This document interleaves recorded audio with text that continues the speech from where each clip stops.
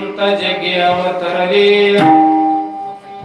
उद्धराया आले दीनजना ब्रह्मादिक त्यांचे वंदिती पायवनी नाम घेता वदनीय दोष जाती होका दुराचारी विषयासक्त संत कृपे त्वरित उद्धरती ब्रह्मादिक त्यांचे वंदिती पायवनी नाम घेता वदनी दोष जाती अखंडित नामा त्यांचा वास पाहे निषेधिनी ध्याये सत्संगती ब्रह्मादिक त्यांचे वंदिती पायवनी नाम घेता वदनी दोष जाती विठ्ठल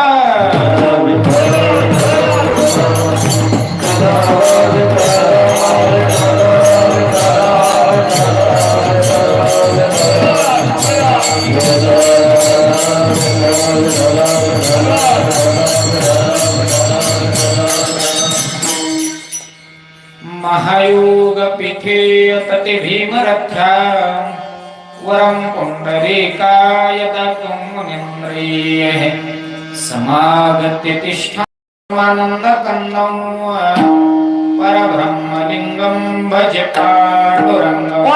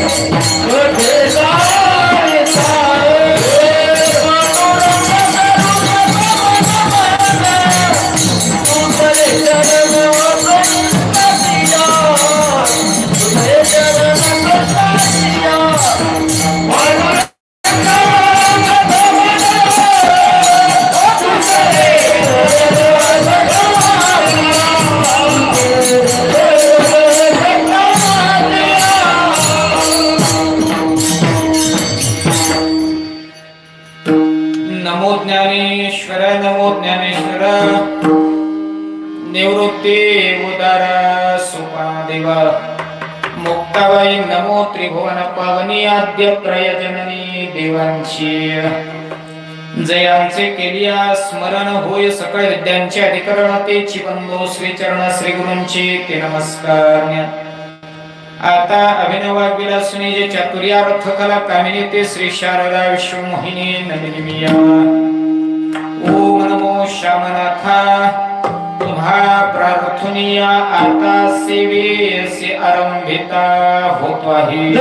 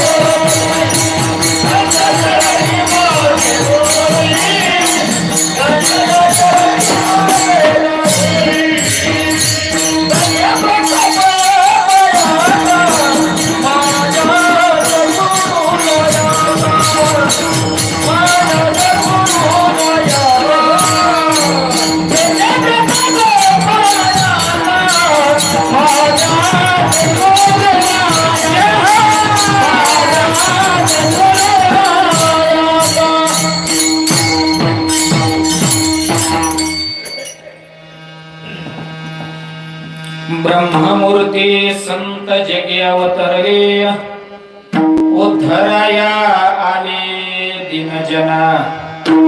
ब्रह्मादिक त्यांचे वंदिती पायवनी नाम घेता वदनी दोष जाती. प्राप्त पवित्र प्रसंगी बजरंग बली हनुमंतरायाच्या मंदिरामध्ये आणि आपल्या पवित्र लोणी नगरीमध्ये कीर्तन रूपी सेवेसाठी निवडलेला अभंग महान भगवत भक्त देवाचे अतिशय लाडके असणारे नामदेव महाराज यांचा संतपर प्रकरणातला. आणि संत हे कोण असतात, संत इथं कशासाठी येतात, संत इथं आल्यानंतर कार्य काय करतात आणि अशा संतांचा सहवास घडावा का, अशा पद्धतीचा एक स्टेप बाय स्टेप अतिशय महत्वाचा भाग या अभंगाच्या माध्यमातून मांडण्याचा प्रयत्न करतात. विठ्ठल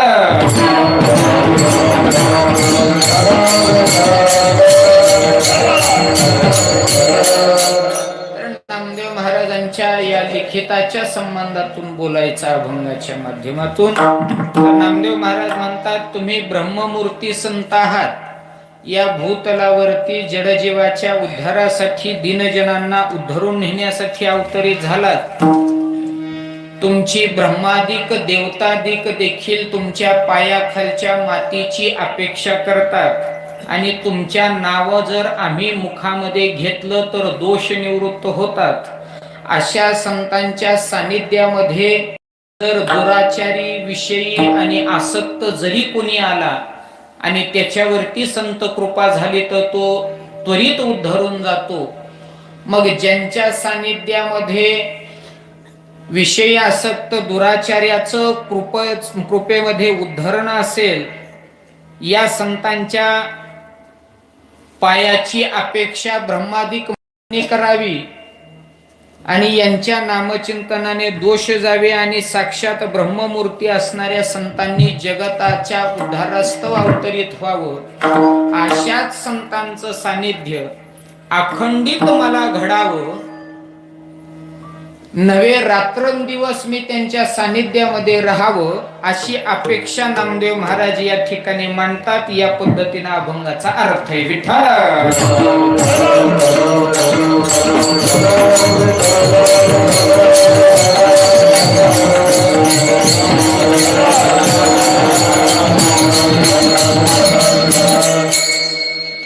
अभंगाकडे उपस्थित आपण सर्व प्रभोप्रिय भगवत श्रोतृ मंडळी, ज्ञानवृद्ध परमार्थिक क्षेत्रामध्ये जीवन व्यतीत करणारे, संत वारसा जीवनामध्ये उतरवून तो जगाच्या हितासाठी वापरण्यासाठी कायम कार्यशील प्रयत्नशील अहोरात्र परिश्रमामध्ये नांदणारे सर्व ज्ञानवान गुणवान परमार्थिक टाळकरी महाराज मंडळी, मृदंगाचार्य पीटी मास्तर विनेकरी महाराज संशिष्टीमवाले, त्याचप्रमाणे लयांच्या सेवेसाठी आपण उपस्थित आहोत.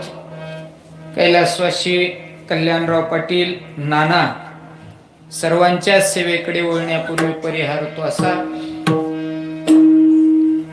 परमार्थिक क्षेत्रामध्ये अति उन्नतीच्या स्थानावरती विराजमान असणाऱ्या आपल्या या पवित्र पावन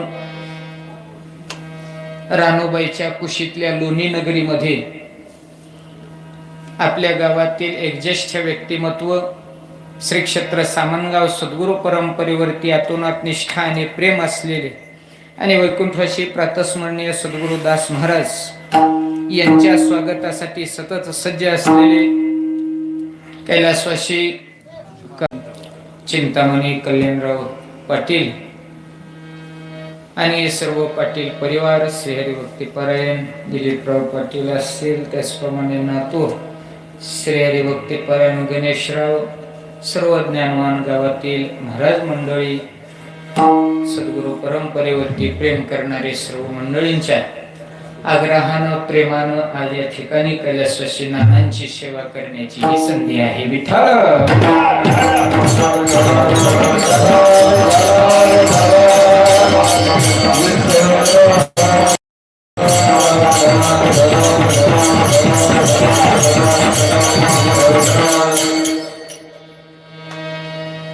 तर त्या निमित्तानं उपस्थित आपण सर्व ग्रामस्थ मंडळी, त्याचप्रमाणे नानांचा सर्व परिवार, मुली, त्याचप्रमाणे पाहुणी मंडळी, आपण ग्रामस्थ मंडळी, सर्व गावातील ज्येष्ठ परमार्थ केंद्र बिंदू असणार ज्ञानवान मंडळी आप्पा असतील, सर्व आपण महाराज मंडळी, नामदेव बापू या ठिकाणी आलेत, नामदेव महाराज आहेत, कृष्णा महाराज आहेत, सर्व महाराज मंडळी, मृदंगाचार्य श्रीहरी भक्तिपरायण संदीपजी महाराज आमटे आहेत, म्हणजे पाचेगावकर मंडळी, सर्व पाचंगरीकर मंडळी आहेत, वाडीची मंडळी सगळी आहेत, सर्व उपस्थित टाळकरी मंडळी, महाराज मंडळी, मृदंगाचार्य मंडळी, विनेकरी महाराज, संशिष्टीमवाले, पेटी मास्तर, आपले मुस्तफा भाई, सर्वांच्याच उपस्थितीमध्ये कैलासवासी नानांची सेवा नामदेव महाराजांच्या या अभंगानं अल्पशा बुद्धीनं मांडू. विठ्ठल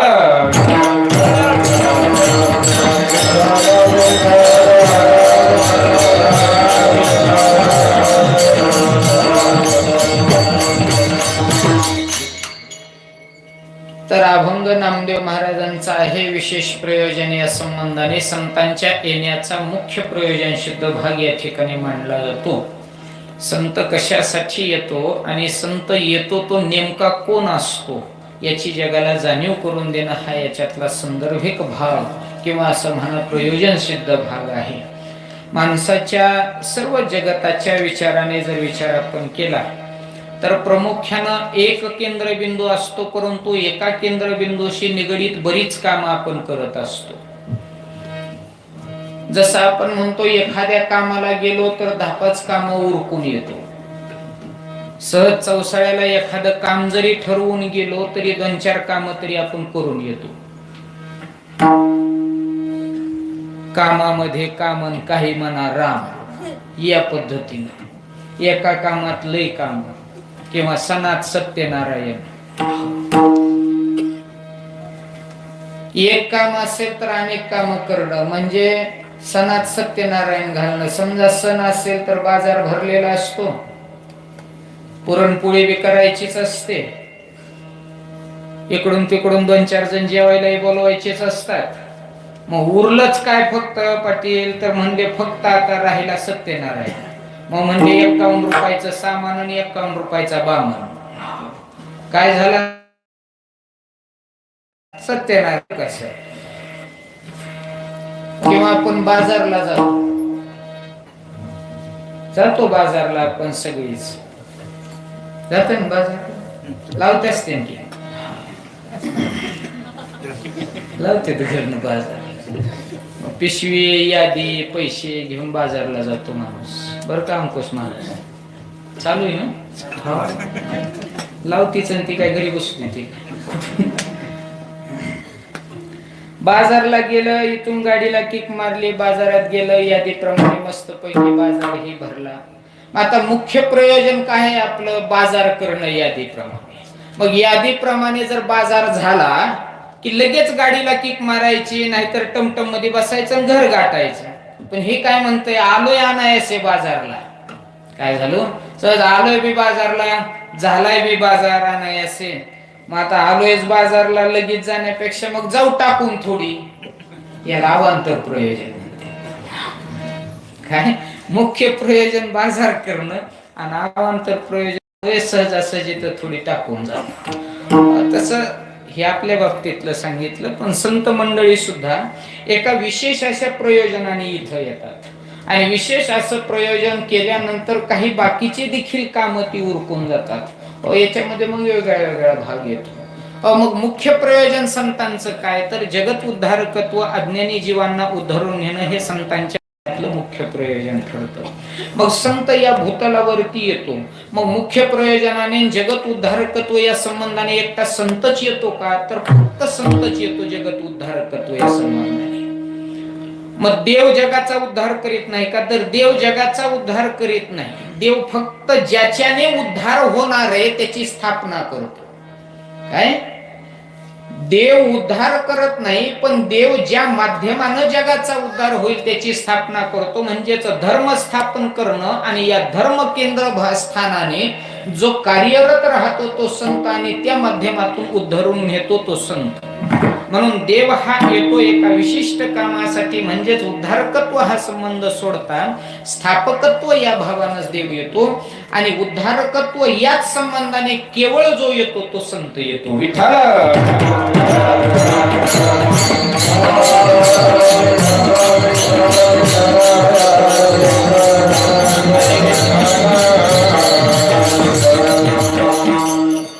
म्हणून या भूतलावरती स्थापकत्व या भावाने जर देव असेल, तर उद्धारकत्व या भावाने संत आहे. आणि उद्धरून जाण्यासाठी जो येतो तो माणूस आहे. माणसाकडे स्थापकत्व ही भाव नाही, उद्धरून नेण्याचाही भाव नाही. मग याच्याकडे आहे कोणता? तो स्वतः उद्धरून जाण्यासाठी आला तो माणूस, उद्धार करण्यासाठी जगाचा आला तो संत, आणि धर्मस्थापक या संबंधाने जो आला तो देव. म्हणून या तिघाच्या संदर्भाने जर विचार आपण केला तर संत एका स्थानावरती, विशिष्ट स्थानावरती विराजमान झालेला दिसतो.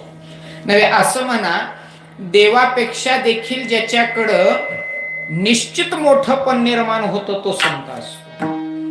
म्हणूनच म्हटलं जातं, देवाला देवपण देण्याचं सामर्थ्य, देवाला काहीही करायचं लावायचं जरी असेल तरी देखील महाराज करायला लावणं तो कोण आहे, तर संत आहे. म्हणून जगताच्या पाठीवर 1 नंबरला बसतो तो संत, 2 नंबरला जातो तो देव, आणि 3 नंबरात मोडतो तो माणूस. तिघात एवढा फरक आहे. म्हणून तिघजण या भूतलावरती जरी जन्माला येत असली तरी या तिघाच्या येण्यामध्ये एक जणाला बोलवल्यावर, दुसऱ्याला बिगर बोलावता, आणि तिसऱ्याला आहे तो हाकलून दिल्यावर जन्म मिळतो. देव जन्माला येतो बोलावल्यानंतर, संत जन्माला येतो मनानं, आणि माणूस जन्माला येतो हाकलून दिल्यावर. कीर्तनाला सुद्धा 3 जण येतात. आप्पा बोलाचार्य महाराज या कार्यक्रम आहे आमच्या इथं. गावातील सगळी भजनी मंडळी हजर राहावा. धर्मराज महाराजाचं कीर्तन ठेवलंय. नंतर चांगला जागर बी होणार आहे. आमंत्रण बोलावल्यावर आले. टाळकरी बोलावल्यावर हजर, बोलवायची गरज नाही. मनाने येऊन बसत ते. 8 वाजता जागा पिका साफसफाई करून हालत नाही ते 11 वाजेपर्यंत. 3रा वर्ग असा आहे, घरच्यांनी म्हणावं काय करायचं म्हणजे काय नाही, हा कीर्तनाला हाकलून दिल्यावर 3 जण येतात कीर्तनाला. मग पहिला घटक आहे बोलावल्यानंतर ते तुम्ही आम्ही म्हणजेच देव. पहिला घटक आहे तो देव आहे. बोलावल्यानंतर जन्माला येतो आणि करून याला बोलवलं ना मग आला. पहिला घटक झाला. 2रा घटक आहे संत. याला बोलवायची गरज नाही, तो मनाने इथपर्यंत.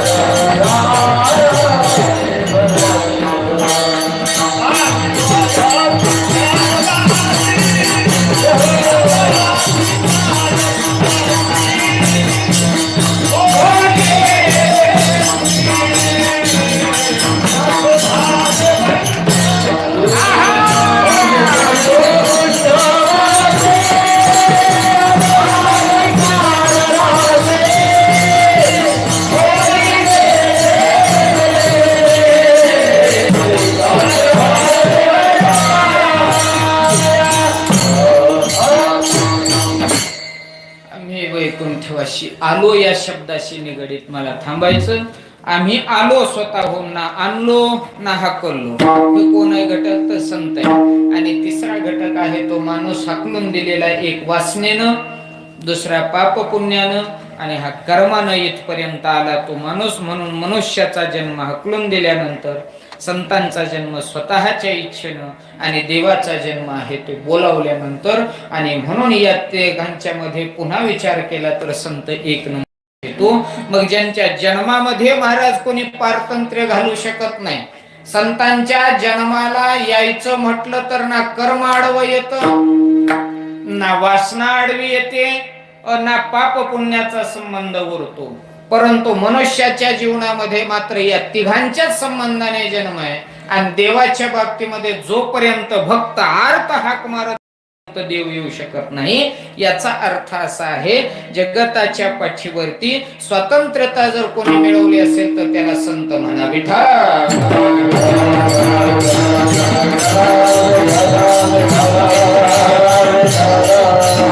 पूर्ण स्वातंत्र्यता जर जगाच्या पाठीवर कोणी मिळवली असेल तर त्याला संत म्हणा. कारण ज्याने जन्मात पारतंत्र्य कोणाचं स्वीकारलं नाही असा संत या भूतलावरती जन्माला आला. ज्याने वागत असताना पारतंत्र्याला कधी स्पर्श करू दिला नाही त्याला संत म्हणा. आणि ज्याने जात असताना देखील यमाच्या बंधनात न राहता स्वतः देह ठेवण्याची प्रक्रिया पूर्ण केली त्याला संत म्हणा. जो गेल्यानंतर देखील पूर्ण स्वातंत्र्य नांदवतो त्याला संत म्हणा. विठ्ठल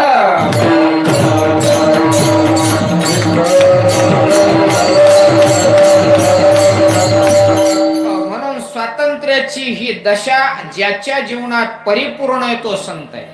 म्हणून जन्माला येणं हे सगळ्याच्याच बाबतीमध्ये नशिबाचं नाही मनुष्य मात्राला, परंतु ज्याला मिळालं ते महाराज त्याने सार्थकी लावणं योग्यतेचे, आणि हे सार्थकी लावल्याचाच परिणाम स्वातंत्र्य जीवनाची घटिका संतांच्या जन्मामध्ये आली. म्हणून वागत असताना संत स्वतंत्र आहे, जन्माला आला संत स्वतंत्र आहे, जात असताना संत स्वतंत्र आहे, गेल्यानंतर संत स्वतंत्र आहे. एकच देवाचा अवतार सांगायचा आणि पुढे चालायचं. प्रभू रामचंद्राचा अवतार आपल्याला माहितीये, जन्म ज्याने निर्माण करावा, कर्तृत्व ज्याने निर्माण करावं, आणि मृत्यू देखील ज्याने निर्माण करावा, त्याच देवाला विचारा, तुला जन्माला येणं सुद्धा वाल्मिकाच्या शब्दाने यावं लागलं, तुला वागत असताना देखील कार्य वाल्मिकाच्या शब्दाने करावं लागलं. याला म्हणतात देवाचा जन्म देखील वाल्मिकावरती आधारित आहे आपण म्हणतो.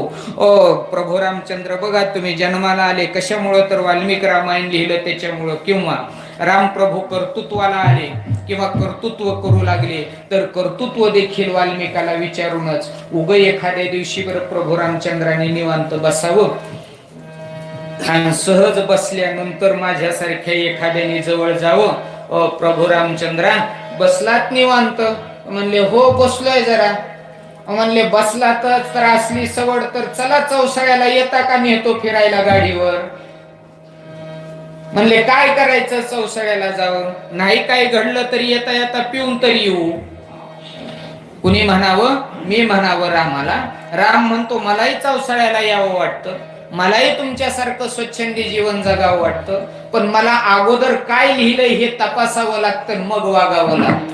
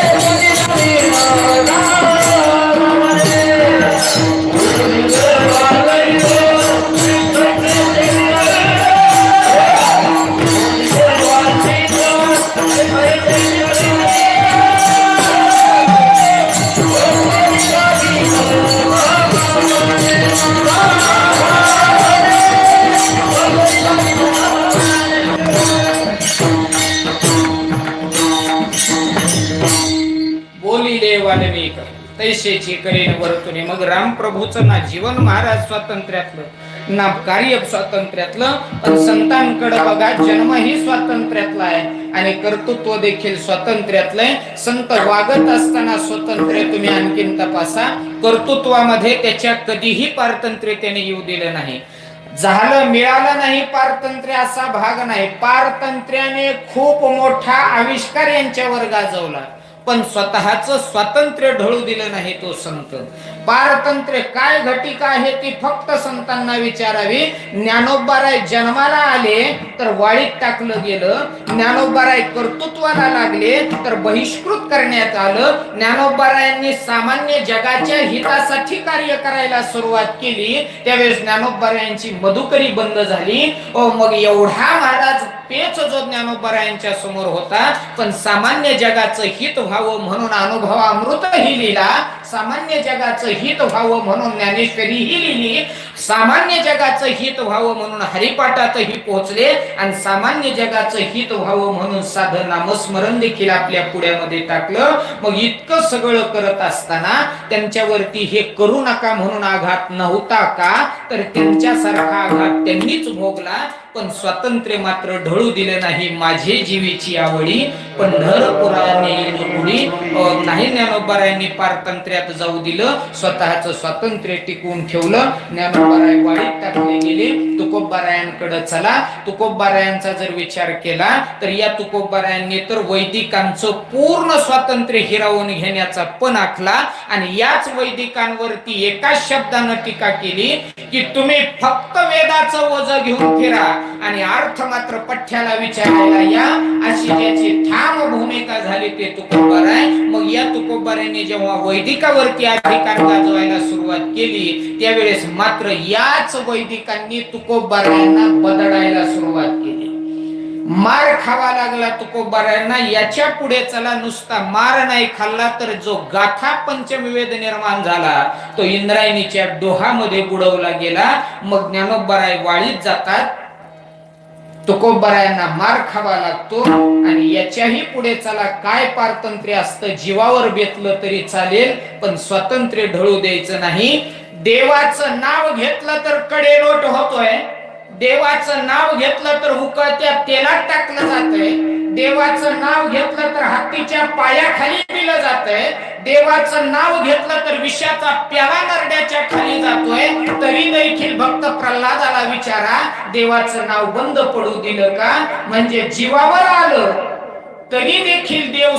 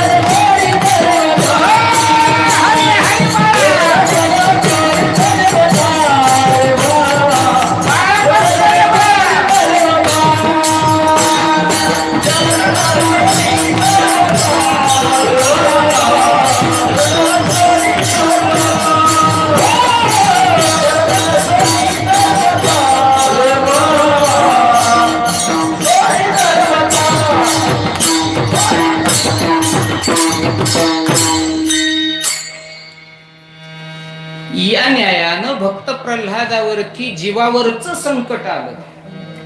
एवढं मोठं पारतंत्र्य असताना देखील स्वातंत्र्यावरती कधीही परिणाम होऊ दिला नाही तो संत. म्हणून सांगतो, स्वातंत्र्यात राहून परमार्थ होणं एवढं लय अवघड नाही राहिलं, पण पारतंत्र्यात राहून परमार्थ आपल्यापर्यंत पोहोचवणं हे सगळ्यात मोठी अवघड गोष्ट होती. लय स्वातंत्र्याचा परमार्थ आहे आता. साऊंड सिस्टीम आहे, कीर्तनाला वाढवा इको द्या बेस, एवढं मोठं सामान होतं पण लावायचं आलं नाही. पुन्हा अजून असं वरडाला तर खरं 2 तास. तुमचं नाही सांगत मी, लय बोलतो आम्ही महाग पुन्हा नाही लावायला. पण तुमच्याकडे लय भारी साऊंड सिस्टीम, मला माहित नाही. आशीर्वाद रानुभवानीचा आहे.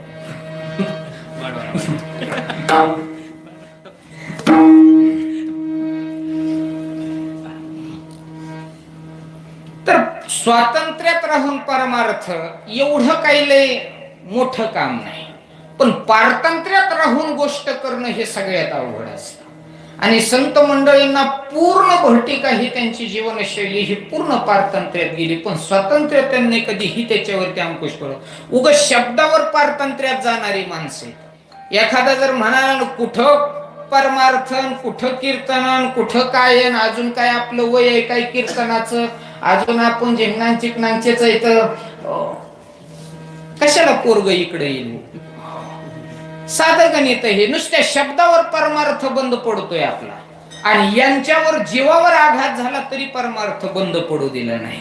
याला समजा म्हणून या किंवा हे सगळं जे वातावरण आहे ना आपलं, भजन होते आनंदाने, कीर्तन होतंय, एवढे मोठे मोठे कार्यक्रम होतात, सप्ताह होतात, सगळा जो आनंदाचा काळ आहे आपला, हा सगळा काळ या महाराष्ट्र भूमीवरती जर कोणाच्या मुळे साकार होत असेल तर ते जगताच्या पाठीवरचं एकच नाव आहे, की जे नाव या स्वराज्य घटक या संबंधाने संबोधिलं जातं. ज्या नावातलं सामर्थ्य पाहायचं झालं तर जे नाव उच्चारल्यानंतर अंगावरती शहारे येतात, जे नाव घेतल्यानंतर निश्चित अंगामध्ये हत्तीची ताकद आल्याशिवाय राहत नाही, आणि जे नाव उच्चारल्यानंतर सजीव तर जय जयकार करीलच, पण जय जयकार केल्याशिवाय राहणार नाही. ते जगाच्या पाठीवरचं एकच नाव छत्रपती शिवाजी महाराज.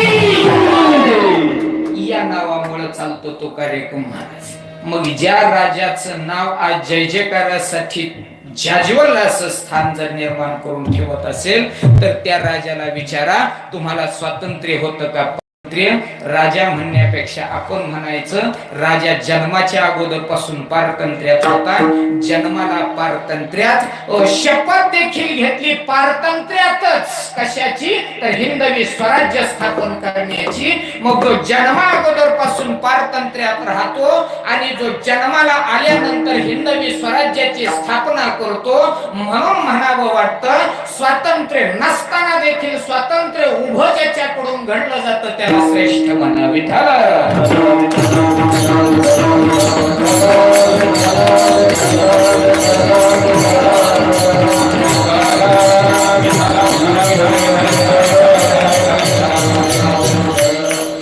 म्हणून म्हटलं जातं, संत हा अधिकारानं श्रेष्ठ, परंतु पारतंत्रिक भूमिका त्याच्यावरती देखील होती, पण स्वातंत्र्य ढळू दिलं नाही तो संत. मग ज्याच्या जन्माला स्वातंत्र्य आहे, ज्याच्या कर्तृत्वाला स्वातंत्र्य आहे, असं त्याचं जन्माचं स्वातंत्र्य आणि कर्तृत्वाचं स्वातंत्र्य त्यांनी वापरलं कोणासाठी? तर त्याने जन्माचं ही स्वातंत्र्य वापरलं जगासाठी आणि कर्तृत्वाचं ही स्वातंत्र्य वापरलं जगासाठी. अभंगाची सुरुवात ब्रह्ममूर्ती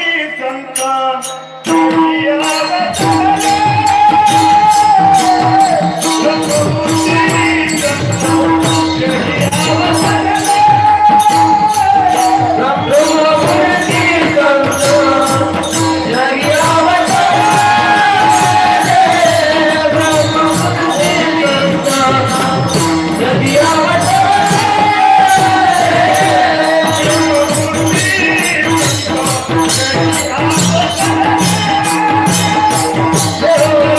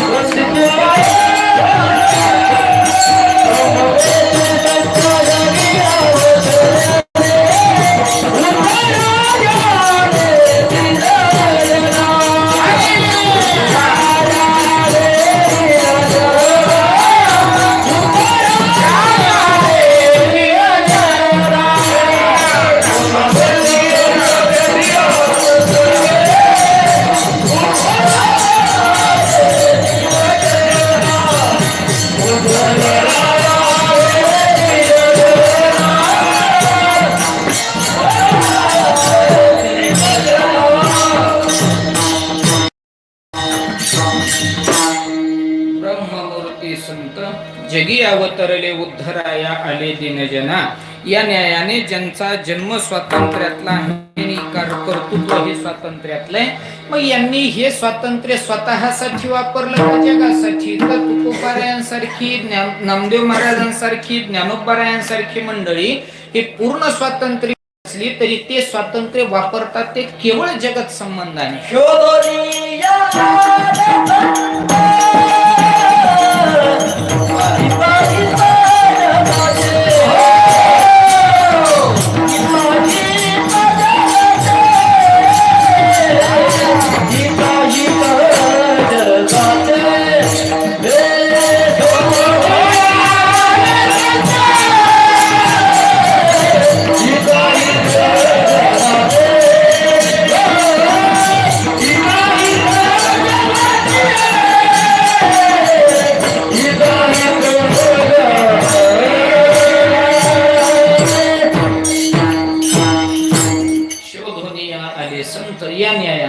संत हा या ठिकाणी स्वतंत्रता कोणासाठी वापरतो तर जगासाठी. म्हणून संत पूर्ण स्वातंत्र्य. मनुष्याच्या जीवनामध्ये याच स्वातंत्र्याचा अभाव दिसायला लागतो. जन्माला आला, मी सांगितलं तुम्हाला कर्माचा अभाव आहे. कर्तृत्व करायला लागला तरी देखील मनुष्याला स्वतंत्र कर्तृत्व करण्याची परवानगी नाही. जन्माला आला कर्म पारतंत्र्यात नेत आणि जन्माला आल्यानंतर कर्तृत्व करायला लागल्यानंतर समाज पारतंत्र्यात नेतो. तुम्ही बघा मनुष्याच्या जीवनामध्ये कुठं स्वातंत्र्य जन्मापासून. बघा तुम्ही लहान लहान लेकरं घरात असतील, धिंगाणा घालतात. स्वच्छंदी जीवन असतं लेकरांचं. धिंगाणा घालणं, गोंधळ करणं हा त्यांचा स्वच्छंदी स्वभाव आहे. माकडात आणि लेकरात फरक नाही म्हणतो आपण, ते निश्चित खरं आहे. आणि माकडासारखाच धिंगाणा घालू द्यावा लेकरांना सुद्धा, हरकत नाही धिंगाणा घातलं. ते स्वातंत्र्याचं जीवन आहे तेवढंच त्यांचं, पण तरी देखील आपण त्यांना धिंगाणा घालू देत नाही. बघा तुम्ही पोरं धिंगाणा घालत असेल, गोंधळ करत असेल, भांडणं खेळत असेल, भांडणं लावित असेल, लावतात काय काय आजीवर गेलेली असते.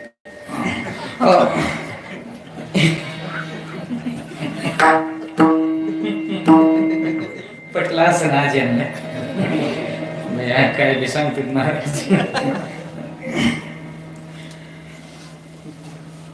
ते जर धिंगाणा घालायला की आपण घरात त्याला म्हणतो हे करू नको, ते करू नको, उड्या घर मारू नको, धिंगाणा घालू नको, भांडण करू नको. गेलं त्याचं स्वातंत्र्य लहानपणाचं.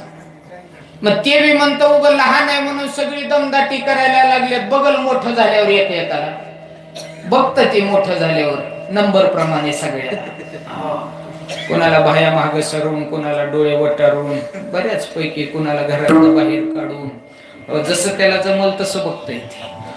पण त्याचं स्वातंत्र्य महाराज ते हिरवून देत नाही. तिथून पोरग महाराज तुम्ही लहानाचं मोठं झालं, शाळेत पाठवलं, शाळेत गेल्यानंतर पारतंत्र्य पोराला.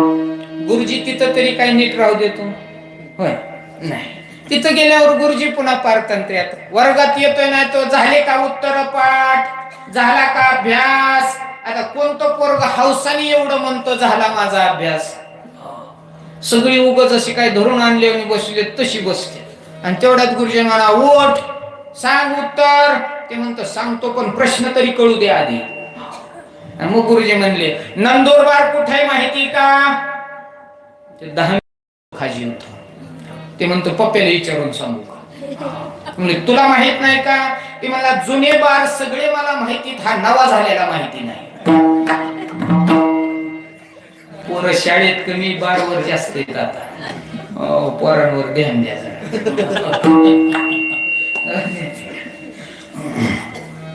अवघड. शाळेत गेला गुरुजीचं पार. पुढे चला तुम्ही. तेच पोरग कॉलेजला गेल्यावर वाटतं, कॉलेजला गेल्यावर गुरुजी काय करणार आहे बघल मीच पुन्हा गुरुजीला. कारण एकतर आता गुरुजीनं बघायचं दिवसच राहिलेले नाही. गुरुजी मारितच नाही, आता अधिकारच राहिला नाही गुरुजीला. पहिले लय मारित होता बर का मुस्तफा भाई. किती मारित होता बरं गुरुजी. सवाशे हातावर काय, उलट्या हातावर काय, नको तिथं काय, किती वेळ लय गुरुजी खवळते, मी काय त्यांचा विद्यार्थी काय खवळायचे. हो आता गुरुजीने हाणायचं नाही. आता गुरुजीने जर हाणलं तर उद्याच्याला गुरुजीने शाळेवरच जायचं नाही.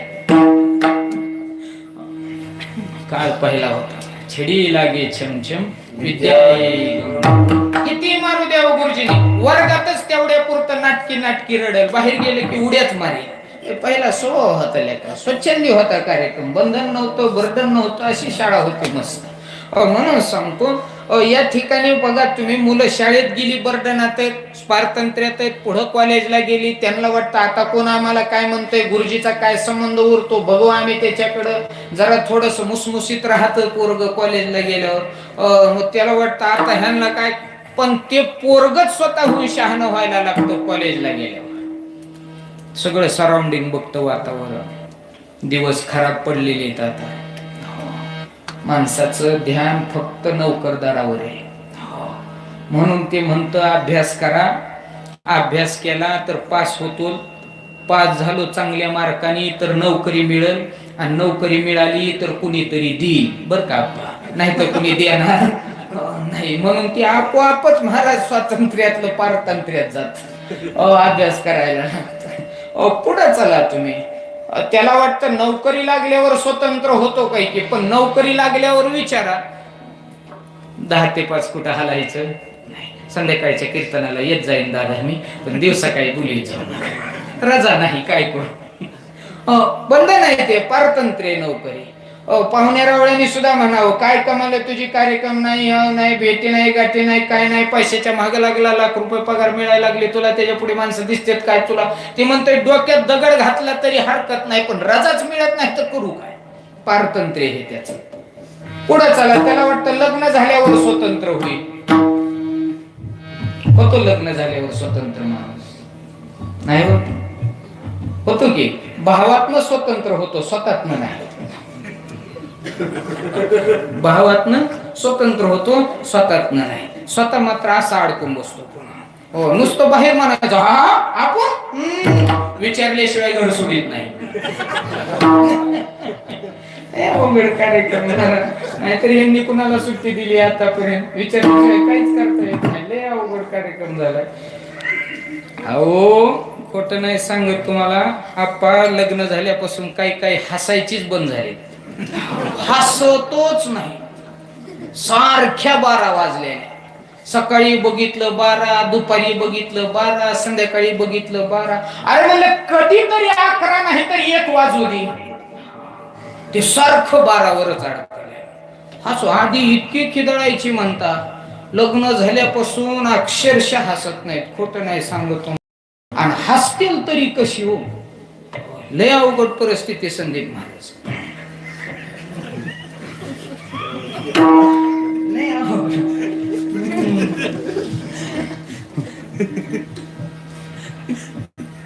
सप्तेवालीची तर अशी पंचायत आहे म्हणता, सप्तेला गेलं, सप्त्याहून जर महागारी आलं, मालकीन कुठं तरी पाण्यावर तेवढ्यात मालक दिसा आलं गबाळ.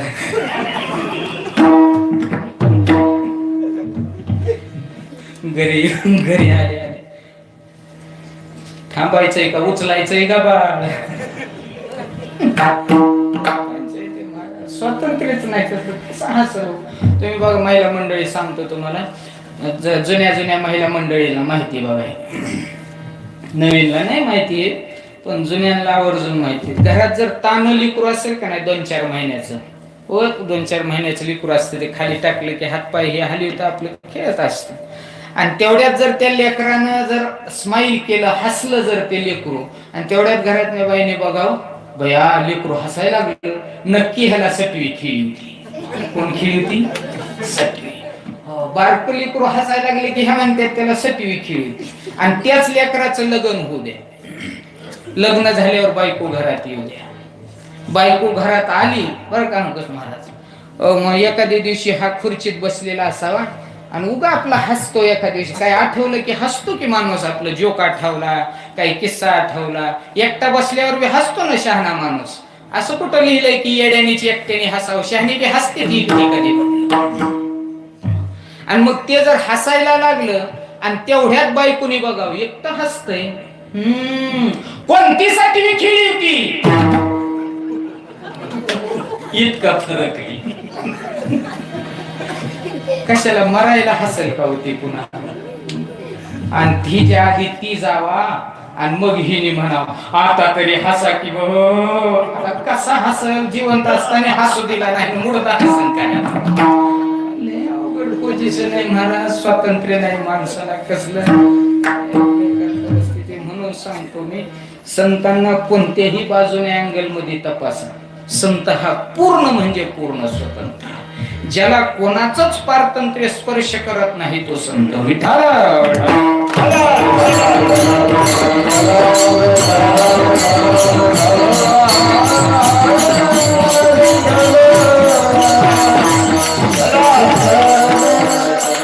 म्हणून असा स्वतंत्र पूर्ण संत या भूतलावरती अवतरी जगाच्या उद्धारासाठी, दिनजनांना उद्धरून नेण्यासाठी. म्हणून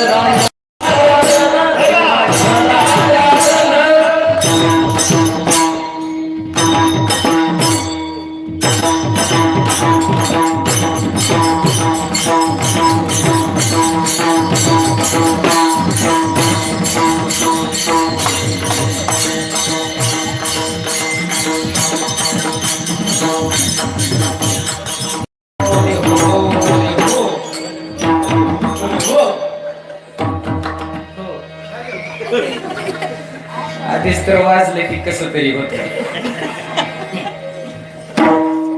इकडचं कसं तरी झालेलं बरं आहे, तिकडं जर व्हायला लागल्यावर लय अवघड. म्हणून आपल्याला फक्त बापाच्या दरबारातच कसं तरी होत, आईच्या दरबारात नाही होत.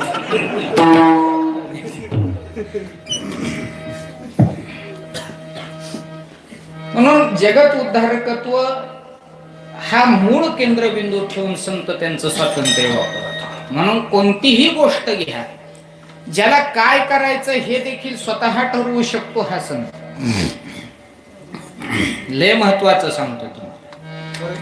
या भूलोकाची यात्रा संपवायची म्हटलं तरी स्वातंत्र्य हा याचा सगळ्यात मोठा केंद्रबिंदू आहे. कालचाच आपण सोहळा पाहिलाय एकनाथ महाराजांचा. कधी जायचं हे त्यांचं त्यांनी ठरवायचं. म्हणून संत गेला की त्याला देह ठेवला म्हणतात, आणि आपण गेलो की मेला म्हणतात. दोन्हीत फरक एवढा आहे. आपण गेल्यावर देह ठेवला म्हणायचं नाही, आणि संत गेल्यावर मेला कधी म्हणायचं नाही. संत गेला देह ठेवला, आपण गेलो मेला. मेला एकदाचा मेला आपल्या बाबतीत, आणि संतांच्या बाबतीमध्ये देह ठेवला. काय प्रक्रिया आहे, काय फरक आहे दोन्हीमध्ये? तर दोन्ही मधला फरक एवढा आहे, देह ठेवणं म्हणजे आत्मा ब्रह्मानंदामध्ये लीन करून या देहाचं विसर्जन करणं, याला म्हणतात देह ठेवणं, कोणत्याही वेळी आणि कोणत्याही ठिकाणी. आणि मरण म्हणजे काय? यमाने येणं आणि नेणं, याला म्हणतात मरण. म्हणून संतांकडे यमाची यायची टाप नाही, आणि आपल्याला यम कधी सोडत नाही.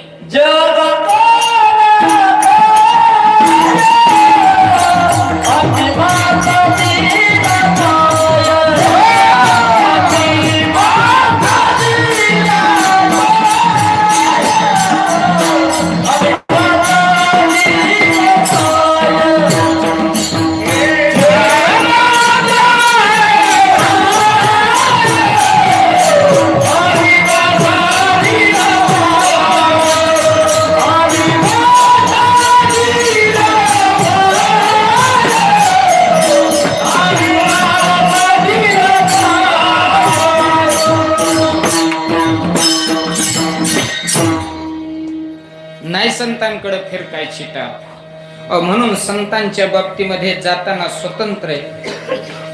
अजून याच्या पुढे थोडं बारीक जाऊन सांगतो त्यांच्या नाथ महाराजांच्या संबंधाने.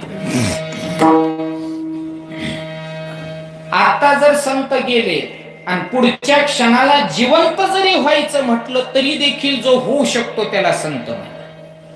आता समजा देह ठेवला गेले आणि पुढच्या क्षणाला वाटलं की नाही नाही हो या जिवंत, तरी देखील जो जिवंत होऊ शकतो तो संत. तुम्ही म्हणाल हे खरं का? तर कालच्याच नाथ महाराजांना विचारा, किती वेळेस गेले आणि किती वेळेस आले. एकनाथ महाराजांचा शेवटचा क्षण आला, देह ठेवला, माहितीये सगळ्यांना. देह ठेवला नाथांनी, जसा देह ठेवला मग विधिवित महाराज अंत्ययात्रा निघाली. भरपूर समाज नाथ महाराजांच्या सह महाराज डोळ्यातून अश्रूच्या धारा वाहून चाललेला होता. घेण्यासाठी नाथ महाराजांचं दर्शन घेण्यासाठी प्रत्येक जण असोसलेला होता. तो अंत्ययात्रेमध्ये होता. आणि तेवढ्याच गावातनं एक मुलगी पहिल्यांदा नांदायला निघाली. तिची आई तिला वाट लावायला चालली. मग मुलगी नांदायला निघावी आणि आई तिची वाट लावायला असावी आणि तेवढ्याच समोरून प्रेत आडवं यावं. कोणत्या आईला बरं वाटेल? मुलगी पहिल्यांदा नांदायला चालली, प्रेत आडवा. चांगली गोष्ट ही अजिबात नाही. एखादी भरलेली पाण्याची घागर आडवी यावी, शुभ लक्षण आहे. 4 वारकऱ्याची दिंडी जावी, शुभ लक्षण आहे. नाही हे झालं तर काळ्या तोंडाची मांजर आडवी जावी, अशुभ लक्षण आहे. म्हणतात शुभ. प्रेत आडवा आलं समोरून, आईला त्रास वाटला. मुलगी पहिल्यांदा नांदायला चांगली चालली, मुडद्याला आजच मरायला दिवस सापडला. त्याला उद्या पिद्या मारता येत नव्हतं का? याच्या मरण्यानं जर माझ्या मुलीच्या संसाराचं वाटोळं झालं तर ह्या मुडद्याचं करू काय? उद्या माझ्या मुलीचा संसार जर काही झालं कमी जास्त तर या मुडद्याचं करू काय? लेकीचा जर चांगलाच संसार नाही झाला तर या मुडद्याचं. एक बोलली नाही मावशी, आणि हे सगळं ताटीवरच्या नाथ महाराजांनी ऐकलं. आणि मग मात्र नाथ महाराज विचार करतात, जर माझ्या मरण्यानं या मुलीच्या संसारात विघ्न येतंय तर आजचं मरणच कॅन्सल. नाथ महाराज ताठीवर उठून बसले. जसे उठून बसले नाथ महाराज, एक सुद्धा खंड कधी राहिला नाही. खांदेकरी तर पळालेच पळाले, पण खोटं सांगत नाही. जेवढी अंत्ययात्रेत होती ती सगळीच पळाली. नाथाचं भूत आलं आणि तेवढ्यात नाथाने हाक मारली. कोणाला? जी सगळ्याच्या पुढे पळत होती, जी आतापर्यंत नाथाला शिव्या देत होती. काष्टा धरला आणि जेच पळायला लागली मावशी. नाथाने हाक मारली, मावशी थांब. मावशीला वाटलं सगळ्याच सुटलं, माझ्याच महाग लागलं तर काष्टा भेट. नाथ महाराज म्हणतात, काय मावशी येड लागल्यासारखं पळायला लागली तू? तुझ्यासाठी जिवंत झालो मी, तू लागली पळायला, थांब जरा. आणि मग मावशी थांबली. नाथ महाराज म्हणतात, माझ्या मरण्यानं जर तुझ्या पुरीचा संसार वाटोळ होत असेल तर आजचं मरण कॅन्सल केलंय. मस्त पैकी लेकीला सासरवाडीला लाव, मस्त पैकी तिचा संसार बघ. असा तुला बरा नाही वाटला तर वाईलं काढून बघ आणि मग मला सांगायला या आता तिचं बरं आहे. त्याच्याशिवाय तिचं बरंच होत नाही हे सगळ्या आईला वाटतं. मग मी मरल. माझं काही मरायचं आजच नडलेलं नाही. मी उद्या बी मरल, नाही तर परवा दिवशी बी मरल. असं आपल्यातलं कुणी म्हणेल का? आपल्यातलं असं कुणी म्हणू शकत नाही. एकच सिद्धांत याचा, आपण एकदा मेलोच. किती बी बेजारी होऊ द्या मागच्याची, मेला किती बी बेजारी होऊ द्या, पुन्हा जिवंत होत नाही. अहो बघा, तुम्ही मेल्यावर इतकी बेजारी असते काही काहीची, असं त्याला बसवितात मांडी घालून. कुणाला? मेलेल्याला. मांडी घालून बसवायचं, कुणीतरी हळूच म्हणायचं, भजन्या हो करा की भजन. भजन कुणाच्या पुढं? ज्यांनी टाळच कवा बघितला नाही त्याच्या पुढं बसली भजने भजनाला. झालं भजन सुरू.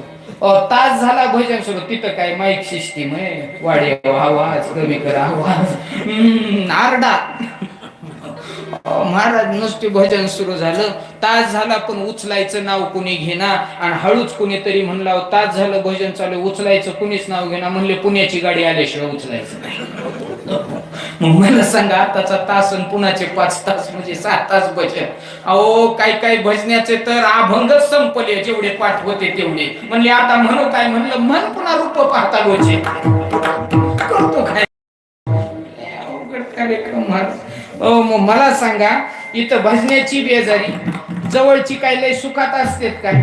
नाही, त्यांची बेजारी. बरं, पुण्याहून येणारी काय पिकनिकला निघालेत होय? अहो तीही टेन्शन मध्ये. मग सगळीच टेन्शन मध्ये आहेत. मग एखादा तरी मुडदा म्हणला का हो नाही आता असं करतो, इतक्या सगळ्याची माझ्यामुळे जर बेजारी होत असेल तर ती गाडी येईपर्यंत मी जीव मरतो?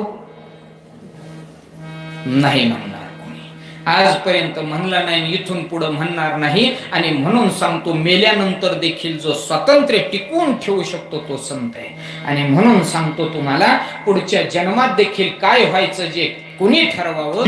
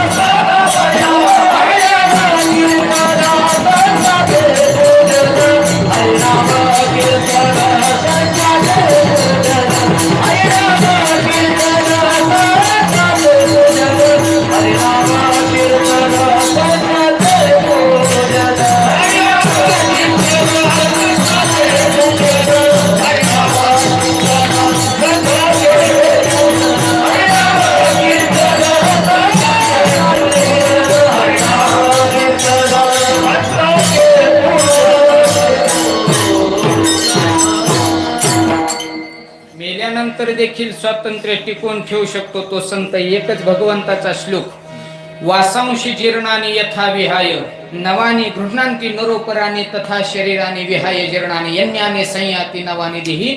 हा श्लोकच या मृत्यू लोकाच्या नियमावलीसाठी आणि 184 योनीच्या नियमावलीसाठी मांडला जातो. भगवंत म्हणतो, हे शरीर संपल्यानंतर नवीन शरीरामध्ये प्रवेशित व्हायचंय. जसं याला उदाहरण, जुनी कपडे फाटली की नवी घ्यावी लागते. पण नवी कपडे कोणती घ्यायची माणसाच्या स्वाधीन आहे. नवी कपडे कोणती घ्यायची माणसाच्या स्वाधीन आहे. कोणती साडी घ्यायची हे आपल्या स्वाधीन आहे. मालकाला किती हजाराला टोपी घालायची हे आपल्या स्वाधीन आहे. पण हे शरीर जीर्ण झाल्यानंतर नवीन शरीर कोणतं घ्यायचं हे मात्र आपल्या स्वाधीन नाही. आणि म्हणून म्हटलं जातं, याच देहाच्या संबंधानं जर विचार आपण केला तर या देहाकृतीच्या संबंधानं नवीन शरीर कोणतं घ्यायचं ते फक्त संतांना अधिकार आहे. कारण त्यांनीच प्रतिज्ञा शब्द वापरला, घेईन मी जन्म याजसाठी देवा. मग कोणता जन्म घेईल तर माणसाचा, करील काय तर तुझी सेवा, ज्याचा तो संत. आणि म्हणून तोच संत या भूतलावरती येतो. ब्रह्ममूर्ती संत जगी अवतरले, उद्धराया आले दिनजना. दिनजनाच्या उद्धारासाठी कोण आला तर ब्रह्ममूर्ती, असं ज्याचं अस्तित्व आहे तो आला. म्हणजे कोण तर निर्गुण निराकार ब्रह्म सगुण साकार या भूतलावरती मनुष्य देहात झालं ते संत. निर्गुण ब्रह्म सनातन अव्यय अविनाशी, स्थिरचर व्यापून वरले जे या जगतासी, ते तू तत्व खरोखर निसंशयाससी, लीला मात्रे धरिले मानव देहाशी. अशी ज्याच्याबद्दलची आख्यायिका तो संत. या भूतलामध्ये निर्गुण निराकाराचा जो आविष्कार आहे, म्हणून देव दोन पद्धतीनं सगुण साकार होतो. निर्गुण निराकाराचा सगुण साकार देव आणि निर्गुण निराकाराचा मनुष्य रूपातला संत विठ्ठल.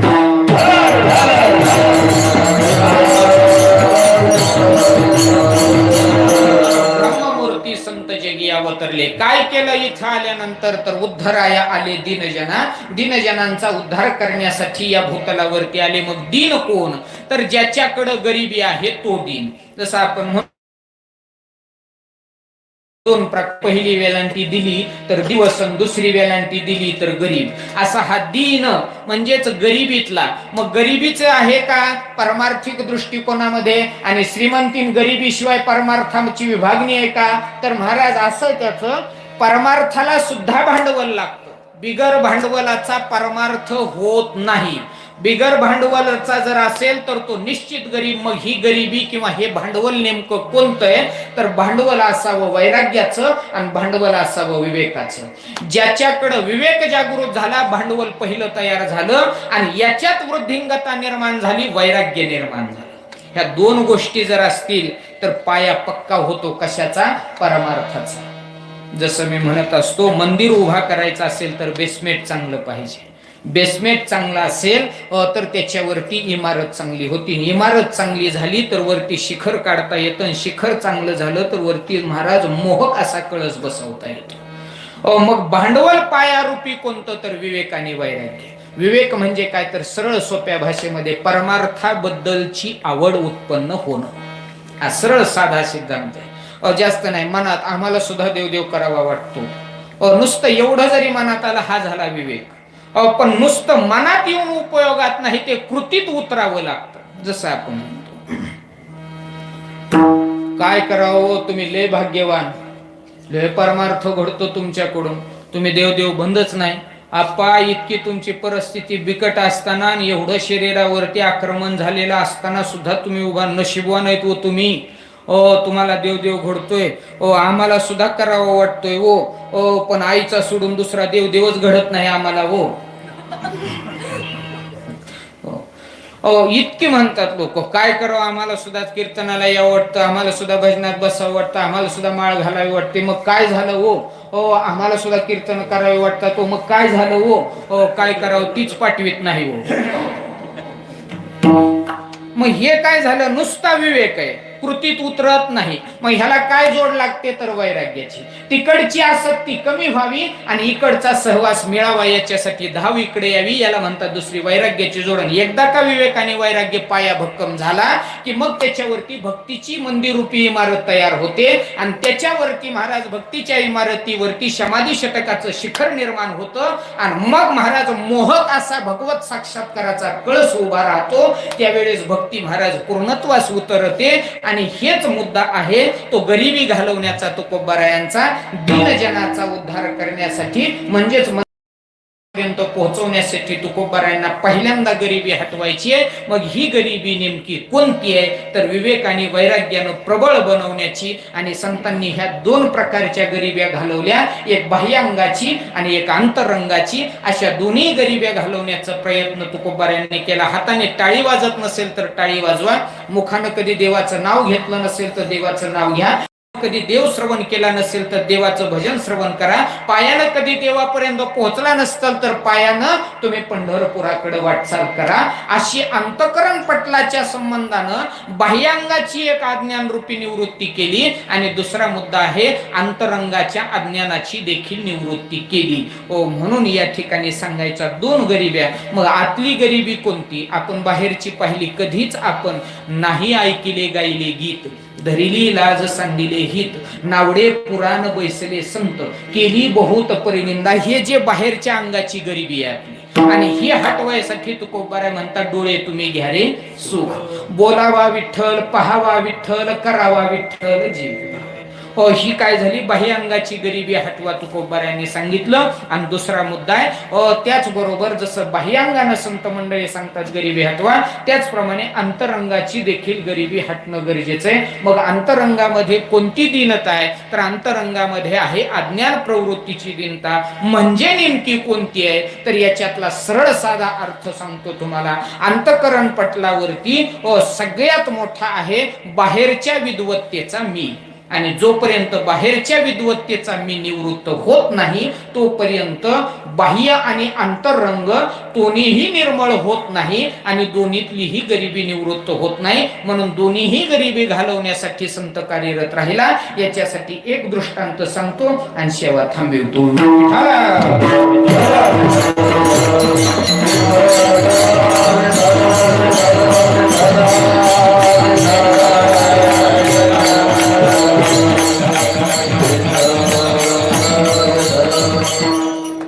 अंतरंगाची गरिबी म्हणजेच दीनता. दीनता म्हणजे महाराज या ठिकाणी अज्ञानपणा, कोणता तर मीपणाचा. काय असतं काही वेळेस काही जण बाहेरनं खूप विद्वान असतात पण आतनं मात्र पूर्ण मी नगर असलेली असतात.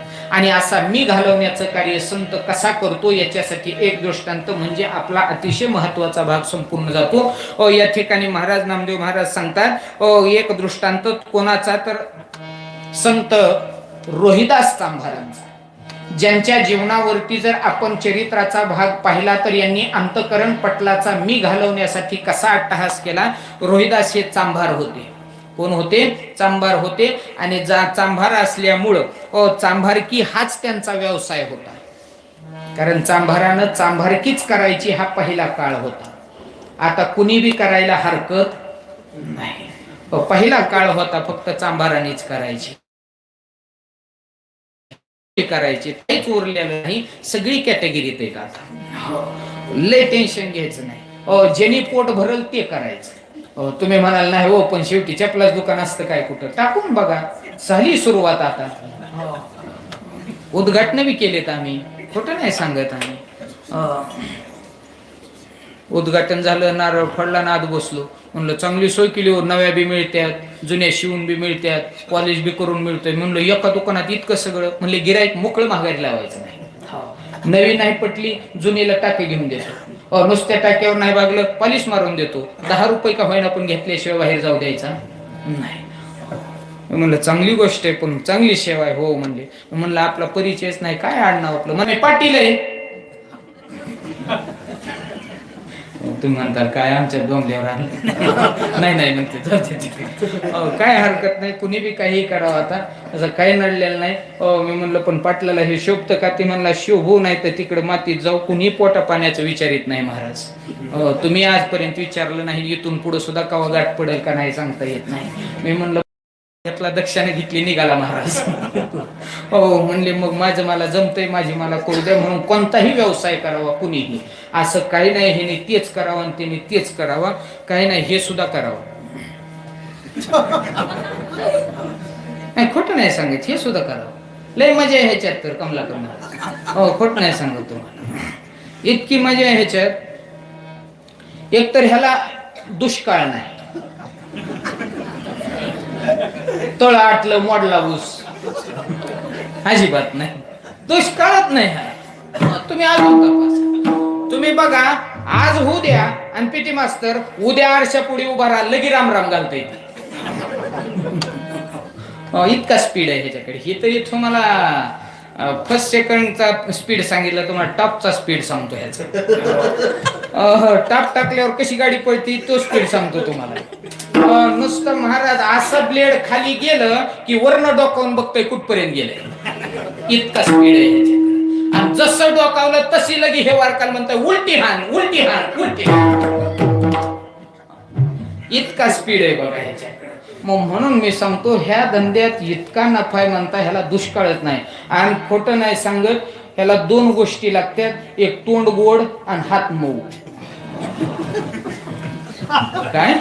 तोंड गोड आणि हात मऊ असलं 50 रुपयाच्या आत खुर्चीच रिकामी होत नाही. हात बी थोडा निबर असू द्या बरं का पाटील, थोडा हात निबर असू द्या. तोंड जर गोड असलं ना करू काय मसाज.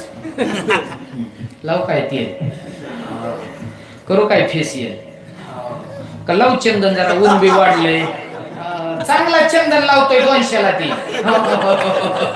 शेवट्याला 200ला चंदन लावतोय ती, नुसतं गोड पाहिजे तोंड, म्हणून अजून सुद्धा बघा कुणाला जमलं तर. तुम्ही म्हणताल हे कुणी करणार नाही, बाकीचं तरी काळजी करू नका, त्याचं सुद्धा दुकान हुडकून ठेवलंय आपण. बघायचं असलं तर माझ्या बरोबर चला, पंढरपूर वाटाला आहे सांगतो. जाऊ दे तिकडे, उगं बोललो हे आपलं मी, तसं काय नाही, मुभ आहे आता, तसं काय लय विचार करू नका. रोहिदास चांभारच होते म्हणून चांभारकी व्यवसाय होता.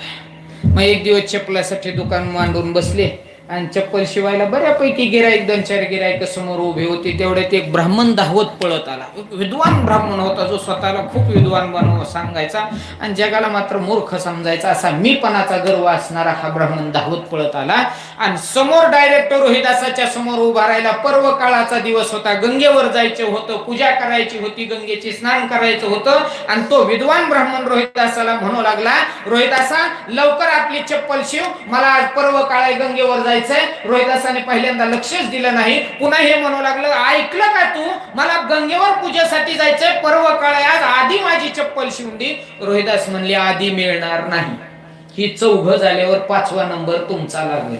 तुला माणसं कळतेत का? रोहिदास म्हणले, आपल्याला माणसं कळत नाहीत, नियम कळतो. जमतय का नियमात यायला? ते म्हणले, पण हे बरोबर नाही. अरे दिवस कोणता आहे? म्हणला, दिवस कसलाही असू दे गड्या, पण एकाच भाषेत सांगतो तुला, माणसं कळत नाहीत, मला नियम कळतो. जमत असलं तुम्हाला तर नियमाने लाईनी आणि मग तुमचा नंबर लागल. ते म्हणतो, तुझं आयुष्य असंच जाणार. ते म्हणला, माझं कसं बी जाऊ द्या, तुला वाटत असलं तर 10-5 आगाव देतो, वर्ण काही देतो. ते म्हणला, वरच्याचा तर विषयच काढून द्या, सगळा ऑनलाईन कार्यक्रम झालाय. म्हणले, मग आता करतो काय? काही नाही, नियमात या, चप्पल शिवून देतो. नाईलाजाने देवबाप्पान लाईनीत उभा राहिले, नंबर प्रमाणे आले, चप्पल शिवून घेतली. आयुष्य तुझं कातड्यात जाणार. ते म्हणला, कातड्यात जाणार म्हणूच नका, मी आलोय बी कातड्यातून, जाणार बी कातड्यातून, तुम्ही बी काही सोन्यात नाही आलेला. म्हणून एकाच भाषेत सांगतो तुम्हाला, नियमाप्रमाणे शिवून दिली. ते म्हणलं, बरं झालं बाबा, शिवली. निघाला देवबाप्पा. तेवढ्यात रोहिदासाने शर्ट ओढला आणि त्यांना म्हणले, देवबाप्पा तुम्ही गंगेवर जाणार, पर्व काळाचं पुण्य घेणार आणि मी कातड्यातच बसणार, मग मलाही पुण्य मिळू द्या. माझं एक काम करा. म्हणले, एवढे 10 पैसे धरा आणि माझ्या नावानं गंगेत टाका. 10 पैसे घेतले देवबाप्पानं, खिशात घातले, पळालं देवबाप्पा. गंगेवर कपडे वगैरे काढले, स्नान केलं, विधिवत पूजा झाली आणि मग महाराज मस्तपैकी कपडे अंगावरती घातले, देवबाप्पा महागारी वळाले. तेवढे 10 पैसे लक्षात आले. 10 खिशातनं रोहिदासाचे काढले, त्याच्या नावानं गंगेमध्ये जसे 10 पैसे टाकले, चमत्कार झाला. साक्षात गंगा प्रगट झाली आणि स्वतःच्या वंजळीमध्ये ते 10 पैसे झेलले. काय अधिकार त्या 10 पैशाचा? गंगेने 10 पैसे झेलले. देवबाप्पा अवाक झाला, एवढी मोठी गंगा नुसत्या रोहिदासाच्या 10 पैशासाठी प्रगट झाली.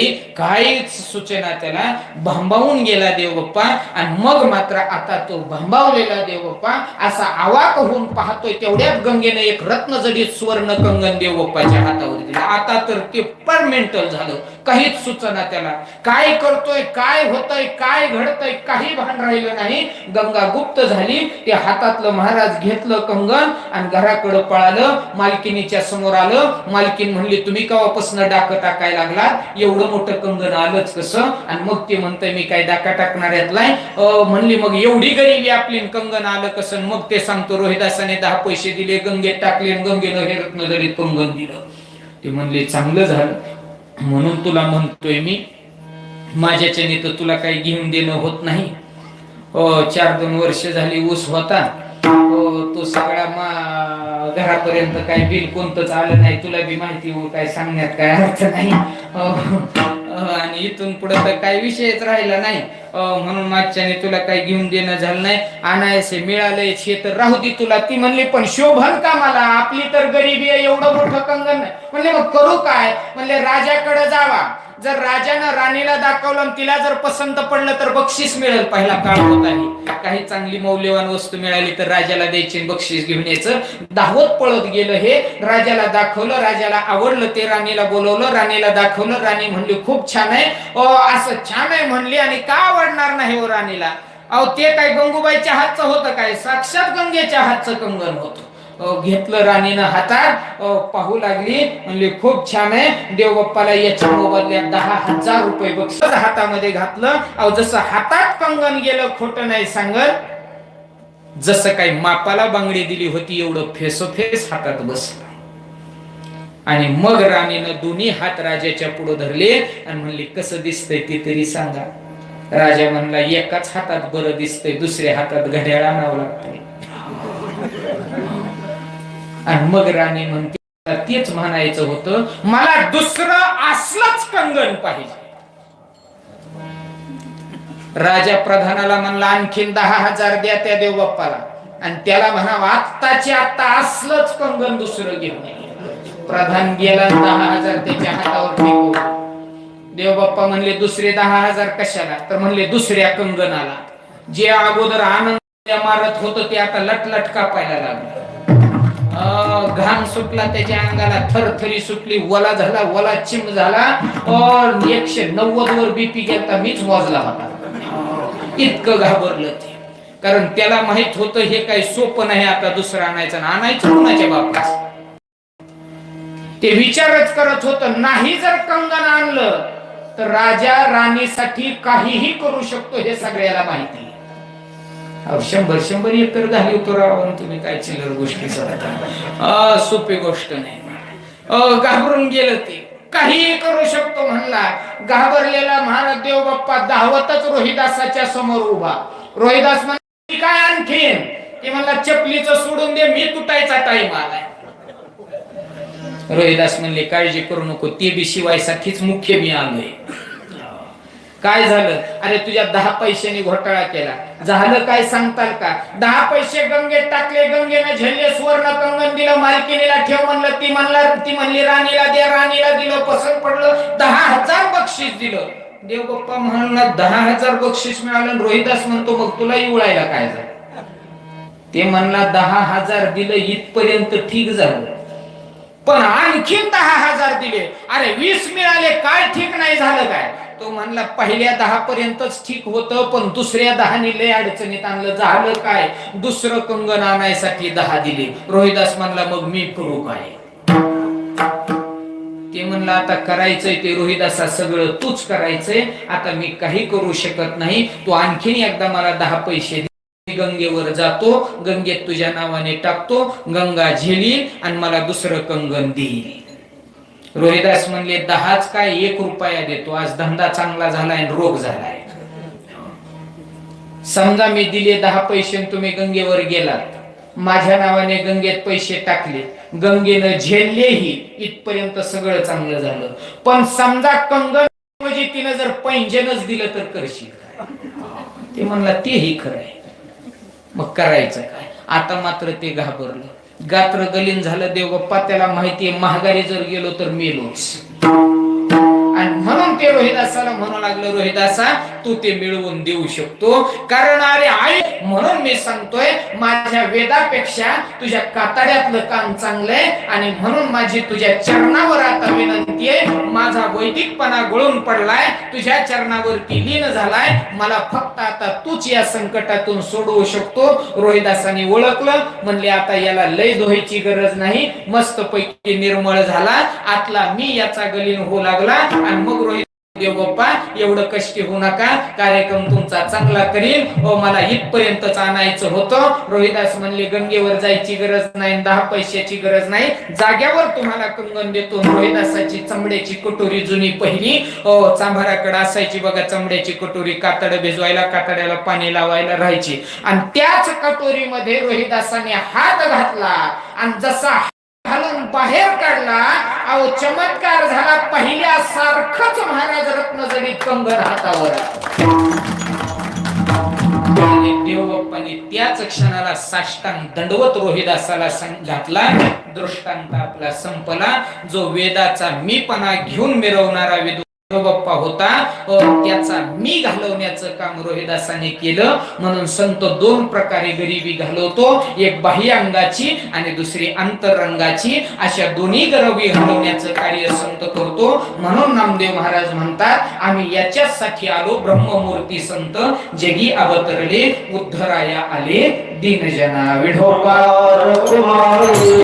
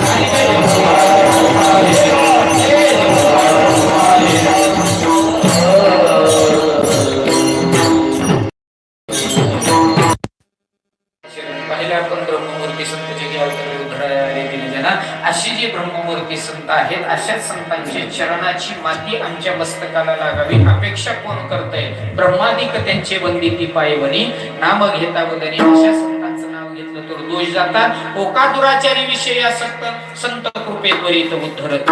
दुराचारी असू द्या, आसक्त असू द्या, परंतु संत कृपा जर झाली तर तो त्वरित त्याच क्षणाला उद्धरून जातो. आणि म्हणून नामदेव महाराज म्हणतात, अशांचा वास मला मिळावा, अखंड त्यांच्या चरणाशी मी लागावं अशी अपेक्षा. अखंडित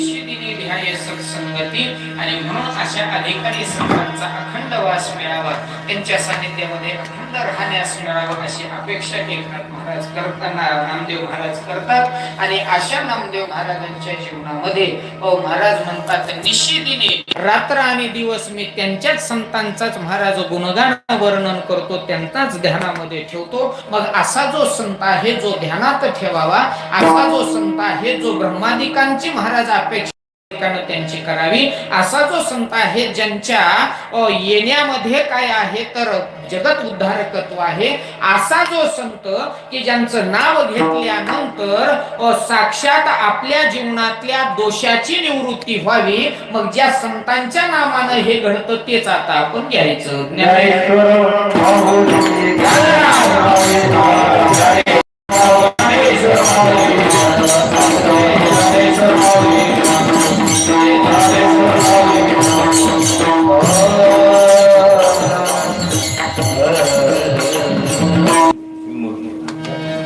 येते